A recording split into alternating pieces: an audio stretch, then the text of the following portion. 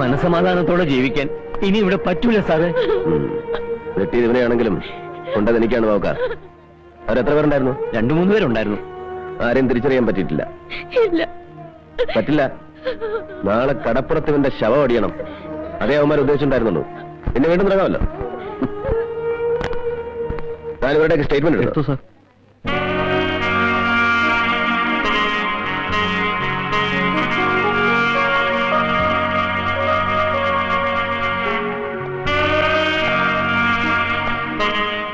ഞാൻ ആള് പിടിക്കുകയാണല്ലോ. പത്രക്കാരറിഞ്ഞാൽ front page വാർത്തയ്ക്ക് സ്കോപ്പ് ഉണ്ടല്ലോ ഈ രക്തദാനം. പക്ഷേ എനിക്കെന്തോ പേടിയാ ഇപ്പൊ തോന്നുന്നത്. എന്താ? നേരത്തെ ഒരാളിവിടെ വന്നിരുന്നു. വന്നത് ജി കെ കൃഷ്ണൻ. അയാൾക്ക് ഞാൻ ഈ രക്തം കൊടുക്കുന്നത് ഇഷ്ടപ്പെട്ടില്ലെന്ന് തോന്നുന്നു. ഞാനൊരു മുസ്ലിം ആയതുകൊണ്ടായിരിക്കും. അയാളുടെ ഒരു നോട്ടവും ഭാവവും. സത്യം പറഞ്ഞ സാറ് വന്നപ്പോഴാ എനിക്ക് സമാധാനമായത്. വരട്ടെ.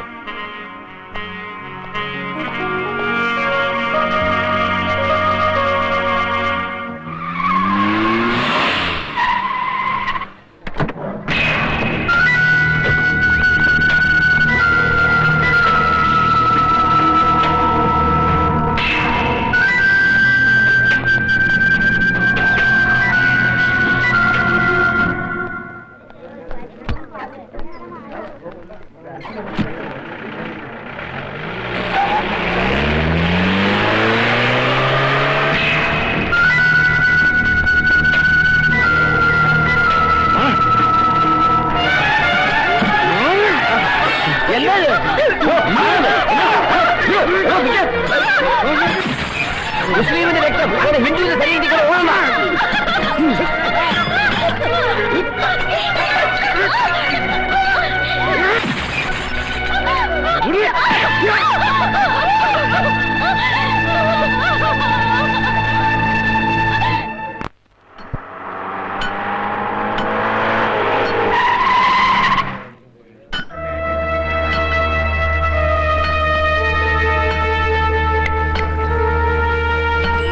ഇവിടെ നിന്നെ തന്നെ വാ.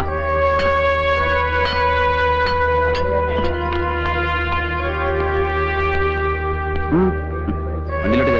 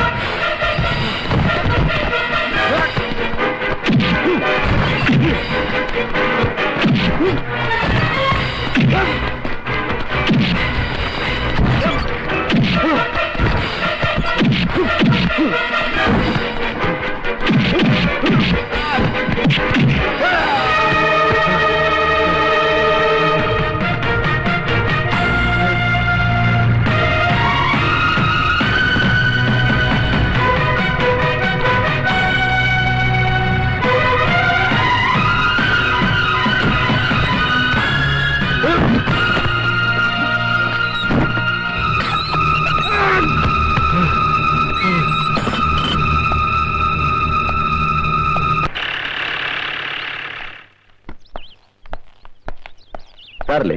ഇക്കൊക്കെ പോയല്ലോ. ഓ, കോളേജിലേക്കാണോ? കയറി, ഞാൻ ഡ്രോപ്പ് ചെയ്യാം. ഇടയ്ക്ക് വെച്ച് ഇറക്കി വിടുവോ? ഇല്ല, കയറിക്കും.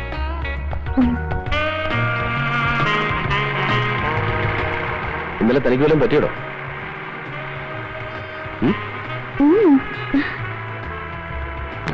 ഇന്നലെ താൻ രക്തം കൊടുക്കുമ്പോ ആശുപത്രി ഒന്ന് 2-3 പേര് ബഹളം ഉണ്ടാക്കിയില്ലേ? അവരെ കണ്ട ഒന്നാം സാക്ഷി ഏതാ? ചിലപ്പോ കോടതി വന്നൊന്ന് സാക്ഷി പറയേണ്ടി വരും. പറയണോ? എന്ത് സാക്ഷി? എന്താ പറയാൻ പറ്റില്ലേ? ഞാനൊരു പെണ്ണല്ലേ? അതിനെന്താ? കൂടെ പോരുവോ? എന്തിനു? സാക്ഷി പറയാൻ കൂട്ടിന് പോരുവോന്ന്.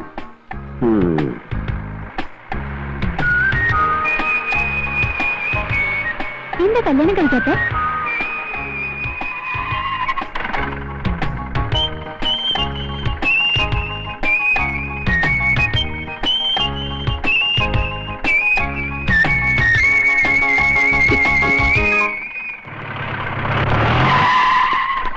എന്താണ് അവിടെ?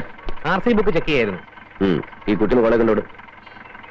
അല്ല സാർ, ഈ മന്ത്രിയുടെ പെങ്ങൾക്ക് കോളേജിൽ പോകാനുള്ള അല്ല പോലീസ് ജീപ്പ്, അവളെ കോളേജിൽ കൊണ്ട് വിടാനുള്ളവനല്ല പോലീസുകാരനും ഇടിയേറ്റെന്ന് സാർ പറഞ്ഞത്. അതെ, ഇടിയേറ്റെന്ന് പറഞ്ഞാൽ എന്താ തെറ്റ്? ഇറങ്ങിക്കോളൂ, കൊണ്ടുകൊണ്ട് വിടറോ.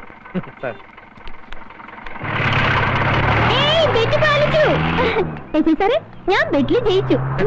ഞാനൊരു പഴയ പഴഞ്ചൊല്ല് ഓർത്തു പോയതാ. അമ്മായി അമ്മയ്ക്ക് അടുപ്പിലും ആകാം, മരുമകൾക്ക് പറമ്പിലും പാടില്ല എന്നുള്ളത് എത്ര സത്യമാണെന്ന്. എന്ത് ചെയ്യും? വണ്ടി എടുക്കണോ? ആരാ വണ്ടി ചാരിയിരിക്കുന്നത്? മാറിയടാ.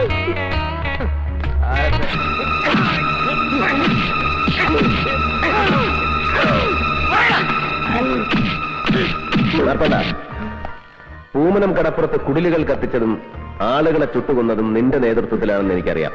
പക്ഷേ അത് നീ തന്നിഷ്ടപ്രകാരം ചെയ്തതല്ല, ആരോ നിന്നെ കൊണ്ട് ചെയ്യിച്ചതാണ്. അതാരാ? ആരാണെന്ന് പറ. എനിക്കറിയില്ല. വാർത്താണ്ട. ഞങ്ങൾ പറയുന്നു.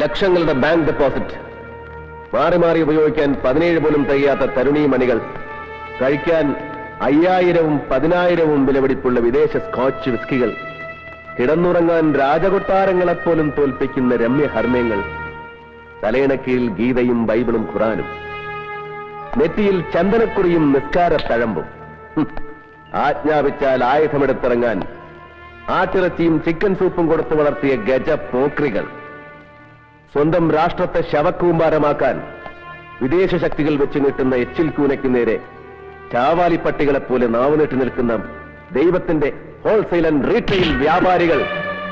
നിങ്ങൾ അറിയണം, മുഹമ്മദ് നബിയും ക്രിസ്തുവും വിലപേശി വിൽക്കാനുള്ള വിൽപ്പന ചരക്കല്ലെന്ന് അറിയണോ? 2 കൊച്ചുകുട്ടികൾ കാണിച്ച കുസൃതിത്തരം മുതലെടുത്ത് പൂമനം കടപ്പുറത്ത് ശവങ്ങൾ വീഴ്ത്തിയത് നീ വിവരം ചേർന്നല്ലേ?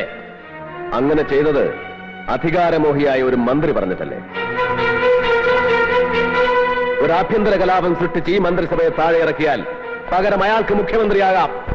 ആയാൽ GK കൃഷ്ണൻ ഇഷ്ടം പോലെ കൈയിട്ട് വാരാം, നക്കാം. ഇവിടെ പണം 2 ബീവിമാർക്കും മാറി മാറി താമസിക്കാനുള്ള 2 താജ്മഹലുകൾ പണിയാൻ ആവശ്യമായ പണം. പകരം അക്രമിപ്പടയും ദൈവത്തിന്റെ ലേബലും. അറിയില്ല, പ്രവർത്തിക്കും ഞാൻ.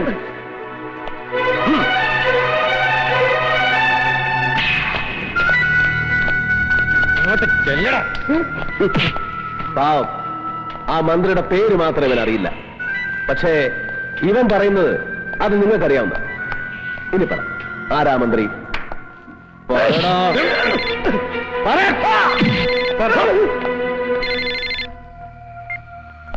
യെസ്, എന്താ സാറേ കാര്യം? ഓക്കെ.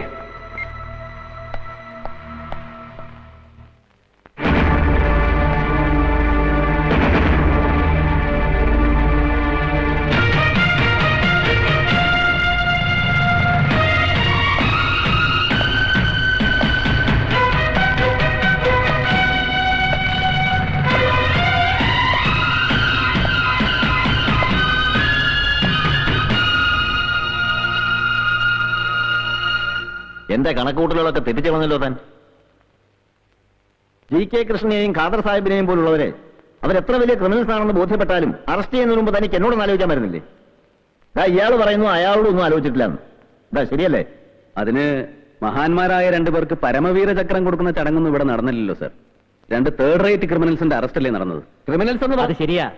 എന്റെ അഭിപ്രായം 2 മതങ്ങളുടെ പ്രധാനപ്പെട്ട ഒരു പ്രാധാന്യമില്ല സർ. ഞാൻ അന്വേഷിച്ചിടത്തോളം അവരൊരു സംഘടനയുടെയും ഔദ്യോഗിക ഭാരവാഹികളല്ല. അവരുടെ കൂടെയുള്ളവർ വിശ്വാസികളുമല്ല. ഒരു കൂട്ടം ഗുണ്ടാ സംഘങ്ങളാണ്. അവരാർക്കൊക്കെയോ വേണ്ടി. Amarnath, you come to the point.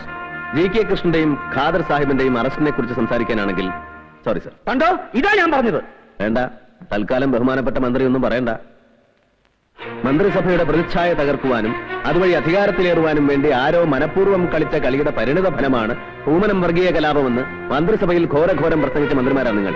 ശരിയാണ്, കളിച്ചിട്ടുണ്ട്. വേറെ ആരുമല്ല, ഈ മന്ത്രിസഭയിലെ ഒരു മന്ത്രി.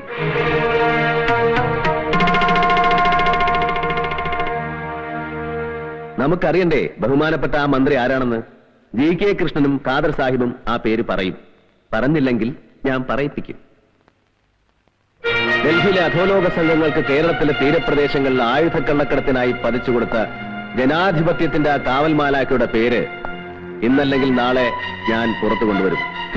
അതൊക്കെ ഒരു വെറും സർക്കിൾ ഇൻസ്പെക്ടറായ തന്നെ കൊണ്ട് കഴിയുമോ മിസ്റ്റർ അമർനാഥ്? മാത്രമല്ല, ഇപ്പോഴത്തെ പ്രശ്നം താനുണ്ടാക്കിയ ഊരാക്കുടുക്ക് എങ്ങനെ അഴിക്കാൻ കഴിയുമെന്നുള്ളതാണ്. GK കൃഷ്ണനെയും ഖാദർ സാഹിബിനെയും അറസ്റ്റ് ചെയ്തതിന്റെ പേരിൽ നാട് മുഴുവൻ പ്രതിഷേധം ഇരമ്പുകയാണ്. അത് കണ്ടില്ലെന്നടിക്കാൻ ഈ മിനിസ്റ്ററിക്കാവില്ല. ഒരു ലഹള പൊട്ടിപ്പുറപ്പെട്ടാൽ അത് തടയാൻ തന്നെ കൊണ്ട് കഴിഞ്ഞൊന്നും വരില്ല. അതുകൊണ്ട് GK കൃഷ്ണനെയും ഖാദർ സാഹിബിനെയും വിട്ടുകൊടുക്കുക. That's all. നോ. ആഭ്യന്തരമന്ത്രിയല്ല കേസ് ചാർജ് ചെയ്യുന്നതും പ്രതികളെ തീരുമാനിക്കുന്നത്. ഇനി അങ്ങനെ വല്ല അധികാരവും ഉണ്ടെങ്കിൽ ഒരു കഷ്ണം വെള്ളക്കടലാസിലേക്ക് എഴുതി തന്നാൽ മതി ആ order. What rubbish are you talking? Yes sir, എനിക്ക് മനസ്സിലായി. സാർ ഇപ്പൊ കാണിക്കുന്നത് 3ാംകിട രാഷ്ട്രീയക്കാരന്റെ ഉളുപ്പില്ലാത്ത കരണം മറച്ചില്ല. അമർനാഥ്, വ്യക്തിപരമായി ഞാൻ നിങ്ങൾക്ക് തന്ന സ്വാതന്ത്ര്യം എന്റെ തലയിൽ കയറിയിരിക്കാനുള്ള ലൈസൻസ് ആണ് ധരിക്കരുത്. നിങ്ങൾക്ക് അവരെ വിടാൻ ബുദ്ധിമുട്ടാണെങ്കിൽ നോക്കിക്കോ, 24 മണിക്കൂറിനാണ് ഞാൻ അവരെ പുറത്തിറക്കും. You get out. Home minister Abdul Rahim ആദർശമുള്ള ആൺകുട്ടിയാണെന്ന് ധരിച്ച് എനിക്ക് തെറ്റി. I'm thoroughly mistaken. പക്ഷേ ആ തെറ്റ് ഞാൻ തിരുത്തിയേ മതിയാവും. കാണാം. തോൽക്കുമെന്ന് അറിഞ്ഞുകൊണ്ടൊരു യുദ്ധം നയിക്കരുത്. പിന്നീട് നിങ്ങൾക്ക് ഒരുപാട് കരയേണ്ടി വരും. സ്വന്തം അച്ഛന്റെ ശവശരീരം പഴമ്പായിൽ പൊതിഞ്ഞ് ഏറ്റുവാങ്ങുമ്പോഴും കരഞ്ഞിട്ടില്ല സർ. രക്തം തുടിച്ചിട്ടേ ഉള്ളൂ. ആ തന്തയ്ക്ക് പറഞ്ഞ മകൻ തന്നെയാണ് പറയുന്നത്. ഇതിന്റെ പേരിൽ എനിക്ക് എത്ര കരയേണ്ടി വന്നാലും ആ ദേശദ്രോഹികളെ ഞാൻ കോടതിക്ക് മുമ്പാകെ ഹാജരാക്കും. That's my duty and moral responsibility.